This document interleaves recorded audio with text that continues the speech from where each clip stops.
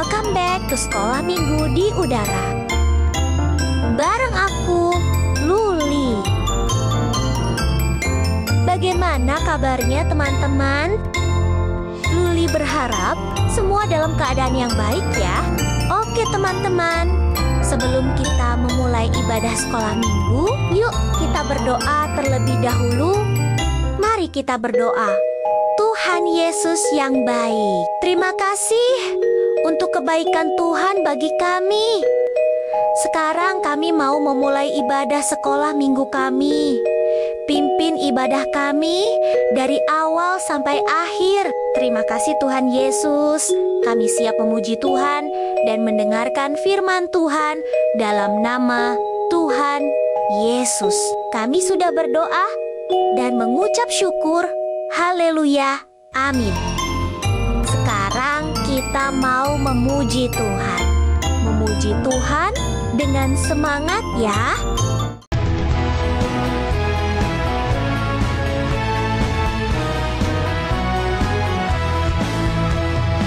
Jalan serta Yesus, jalan sertanya setiap hari. Jalan serta Yesus, serta Yesus selamanya. Jalan dalam suka, jalan dalam duka, jalan sertanya setiap hari. Jalan dalam suka, jalan dalam duka, serta Yesus selamanya.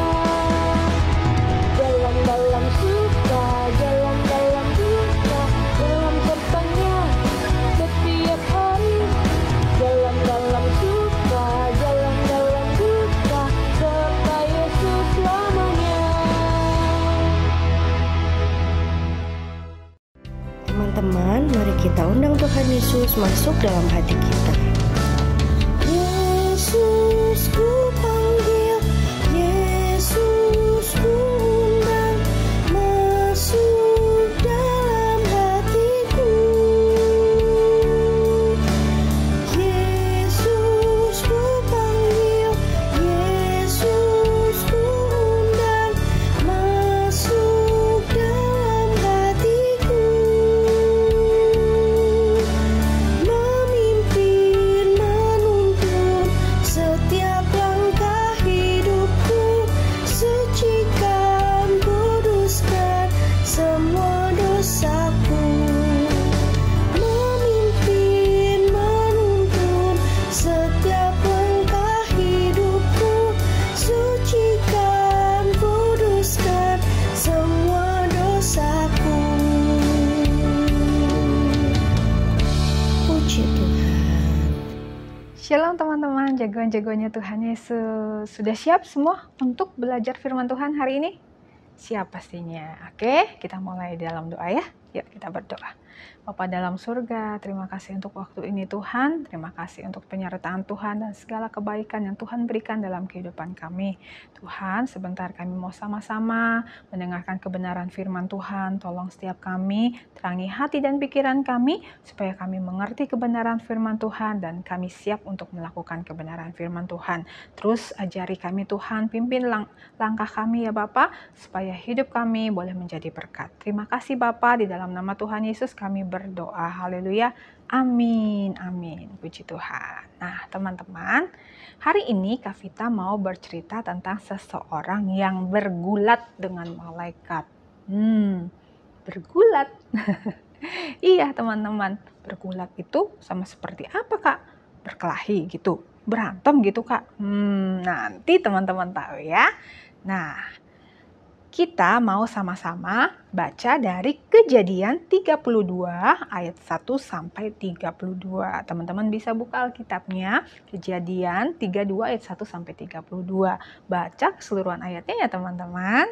Oke, nah teman-teman tahu sudah ketemu siapa kira-kira yang akan Kak Vita sampaikan ceritanya pada hari ini?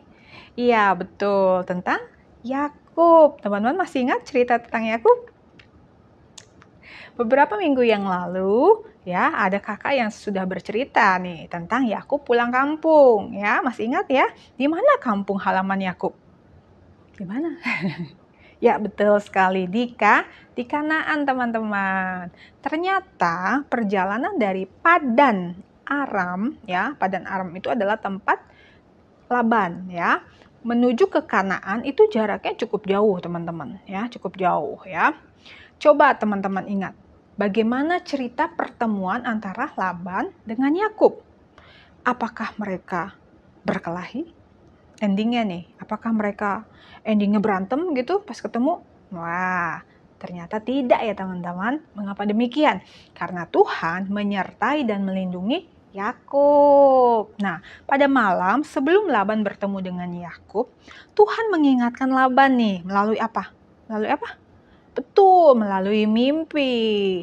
Apa sih isi mimpi tersebut? Betul, dalam mimpi itu Tuhan mengingatkan Laban untuk tidak mengatai. Jadi mengatai itu tidak ngomong atau bicara yang kasar ya kepada Yakub ya. Jadi Tuhan mengingatkan Laban supaya tidak berkata-kata kasar kepada Yakub ya. Nah, hari ini kakak akan melanjutkan cerita tentang Yakub, bagaimana Yakub bertemu dengan seorang malaikat, teman-teman. Ada di sini yang sudah pernah bertemu seorang malaikat? Ada? Wah, keren banget nih ya bisa bertemu langsung dengan malaikat. Seperti apa ya ceritanya? Teman-teman, dengar baik-baik ya. Oke. Nah, setelah Laban ya kembali ke rumahnya, kemudian Yakub dan rombongannya meneruskan perjalanan mereka, teman-teman, ya, menuju kemana? Ke Kanaan, ya. Yakub menyuruh beberapa utusan untuk menemui Esau, ya. Esau itu kakaknya Yakub kan, di daerah Edom, teman-teman, dengan mengatakan bahwa Tuhan sudah memberkati Yakub selama tinggal bersama Laban, walaupun Yakub harus bekerja keras sebagai gembala bagi ternak-ternak Laban. Namun Tuhan sudah memberkati Yakub. Nah, sekarang Yakub sedang ada dalam perjalanan bersama istri dan anak-anaknya serta ternak dan harta bendanya untuk kembali ke Kanaan ya. Nah, Yakub memohon agar Esau mau bermurah hati kepada Yakub. Kemudian utusan itu ya setelah menyampaikan apa yang disampaikan oleh Yakub kepada Esau, wah utusannya kembali lagi kepada Yakub dan berkata kepada Yakub seperti ini teman-teman ya. Wah, kami sudah menyampaikan pesan kepada Esau dan saat ini kakakmu Esau sedang datang bersama rombongannya dan berjumlah 400 orang untuk bertemu dengan Yakub, teman-teman. Wow, banyak sekali ya rombongan Esau, 400 orang. Setelah Yakub dengar apa yang disampaikan oleh utusannya, wah Yakub mulai berpikir, ya dia ingat, waduh apa yang sudah dia pernah lakukan, yang pernah dia perbuat terhadap Esau kakaknya. Ya, dengan menipu ayahnya juga untuk mendapatkan hak kesulungan milik Esau, ya. Jadi Yakub, wah dia agak deg-degan juga nih, gimana nih, waduh banyak banget lagi rombongannya yang menyertai Esau. Nanti kalau aku beneran akan dibunuh bagaimana nih? Wah, Yakub dia mengatur rombongannya dalam beberapa bagian. Ini strategi yang dilakukan Yakub ya untuk menghadapi Esau kakaknya ya. Nah, para hambanya dan ternak-ternaknya ia bagi menjadi dua rombongan ya. Ada rombongan satu, ada rombongan dua, ada dua rombongan ya. Kemudian Yakub berdoa kepada Allah ya agar Allah meluputkan dia dari amarah Esau. Yakub juga menyediakan persembahan atau hadiah berupa ternak-ternak pilihan dalam jumlah yang cukup besar untuk diberikan kepada Esau dengan maksud agar hati Esau dilunakkan ya. Jadi Yakub nyogok dulu nih, nyogok kepada Esau ya, supaya apa? Supaya Esau hatinya dilunakkan, tidak marah lagi ya. Nah, teman-teman, pada malam sebelum Yakub berjumpa dengan Esau, wah hatinya tuh dak-dikduk, gimana ya rasanya, bingung dia, pusing kayaknya ya, bingung antara takut ya. Nah, Yakub menyeberangkan keluarga dan hartanya ke seberang sungai Yabok ya, sungai apa? Yabok. Ya. Kemudian Yakub tinggal seorang diri di seberang sungai Yabok, ya. Semalam-malaman Yakub ini bergumul, teman-teman, ya. Bergumul, ya. Bergulat dengan seorang malaikat sampai fajar menyingsing. Wah, jadi maksudnya apa nih, Kak? Bergumul atau bergulat? Itu sinonim ya teman-teman, sama artinya ya, bergumul atau bergulat ya. Secara literal itu bergulat seperti orang yang berkelahi seperti itu ya. Ya. Saling adu kuat seperti itu. Nah, Yakub bergumul sampai ya fajar menyingsing ya. Malaikat Tuhan yang bergulat, yang bergulat dengan Yakub, malaikat Tuhan yang bergulat dengan Yakub melihat kegigihan Yakub yang tidak mau melepaskannya, teman-teman. Jadi Yakub ini, wah ternyata kuat juga nih Yakub ya. Dia tidak mau melepaskan malaikat itu, dia terus bertahan seperti itu ya. Nah, maka pangkal paha Yakub dibuat terkilir, teman-teman, sehingga Yakub menjadi pincang ya. Jadi pangkal paha itu sebelah sini ya. Ya, di atas paha ini ya. Nah, jadi pangkal paha Yakub itu dibuat terkilir ya. Sehingga Yakub menjadi pincang. Jadi karena sakit ya. Jadi kalau jalan jadi pincang gitu ya. Lalu malaikat itu berkata, "Izinkan aku pergi," kata malaikat itu, "karena fajar sudah menyingsing." Lalu Yakub berkata, "Aku tidak akan membiarkan engkau pergi sebelum engkau memberkati aku." Kata Yakub seperti itu, teman-teman. Lalu malaikat itu bertanya kepada Yakub, "Siapakah namamu?" Kemudian Yakub menjawab, "Nama saya Yakub." Lalu malaikat Tuhan itu berkata, "Namamu tidak akan disebutkan lagi Yakub, tetapi Israel, sebab engkau telah bergumul melawan Allah dan manusia dan engkau menang." Wah, itu arti nama dari Israel, teman-teman ya. Israel, sebab engkau ya Yakub telah bergumul melawan Allah dan manusia dan engkau menang ya. Lalu Yakub bertanya, "Katakanlah juga namamu," ya. Tetapi saut malaikat Tuhan itu, "Mengapa engkau menanyakan namaku?" Lalu malaikat itu memberkati Yakub di situ ya. Yakub yakin bahwa Tuhan sudah mendengar dan menjawab doanya. Ya, dia tidak lagi takut untuk bertemu dengan kakaknya Esau karena dia sudah berjumpa dengan Tuhan sendiri dan Tuhan masih mengizinkan dia hidup. Wah, luar biasa banget kisah ini ya. Ada manusia yang bisa bertemu dengan malaikat Tuhan ya, dan Tuhan masih membiarkan dia hidup, berarti perkenanan Tuhan masih ada dalam hidupnya. Bahkan namanya diganti menjadi Israel, yang tadinya penipu ya menjadi pemenang ya. Israel ya. Nah, teman-teman, setelah malaikat Tuhan itu kembali ke surga, Yakub menyeberangi sungai Yabok ya dan membawa keluarganya bertemu dengan Esau. Sekarang tidak ada lagi ketakutan.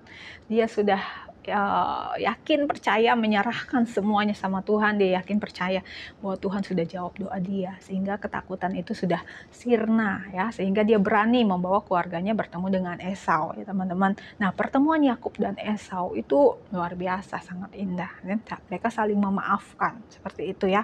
Jadi terjadi satu pertemuan yang indah ya, dan mereka boleh berdamai ya, mereka saling berpelukan ya, mereka saling memaafkan ya, tidak ada lagi kebencian yang nampak di wajah mereka. Semua amarah, kebencian sudah hilang karena campur tangan Tuhan. Wah, luar biasa teman-teman. Tuhan membuat semuanya indah pada waktunya.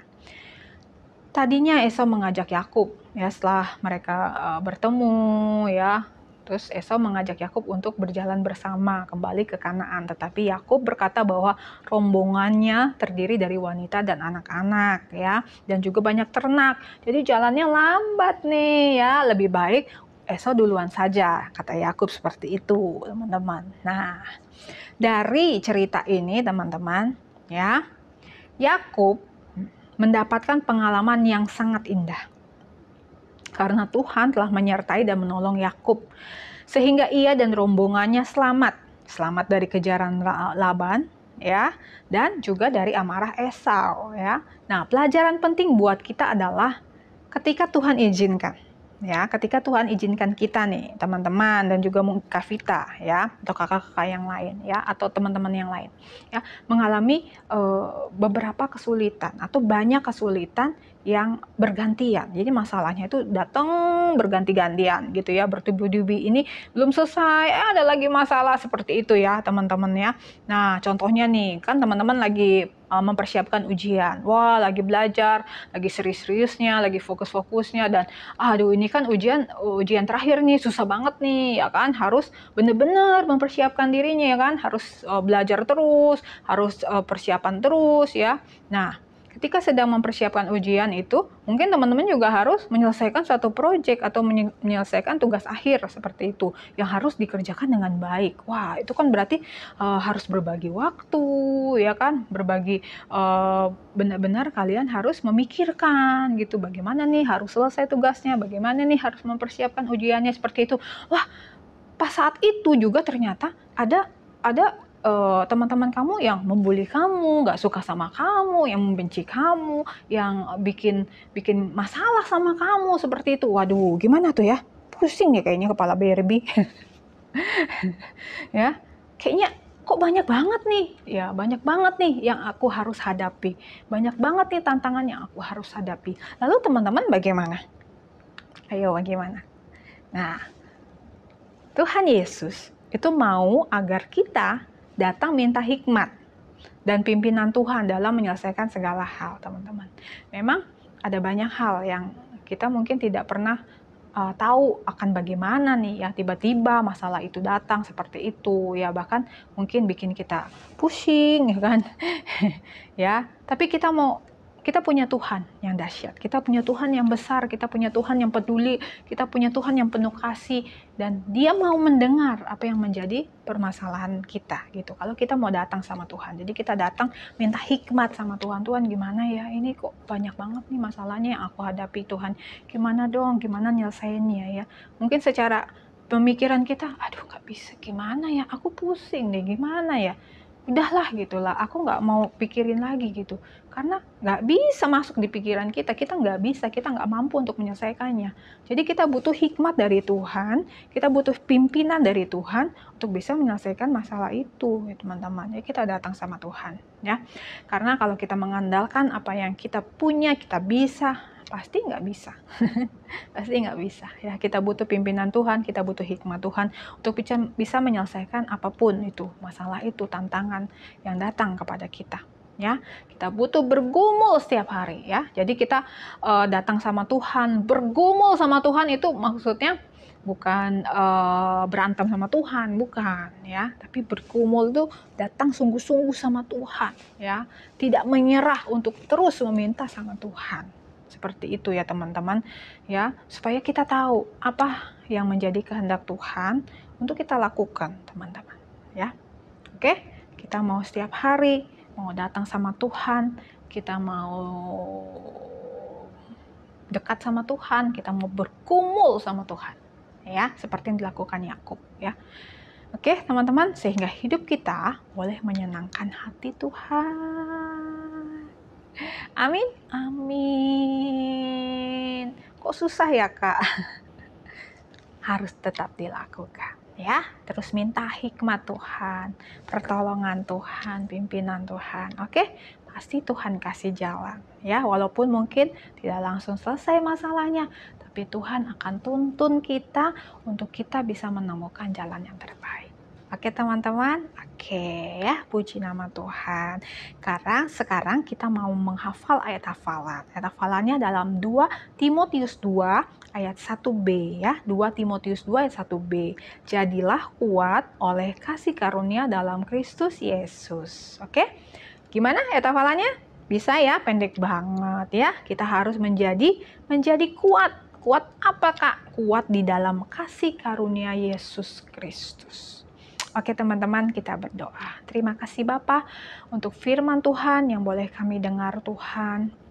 Biarlah Tuhan kami boleh menjadi anak-anak yang kuat di dalam kasih karunia Tuhan Yesus Kristus ya Bapa.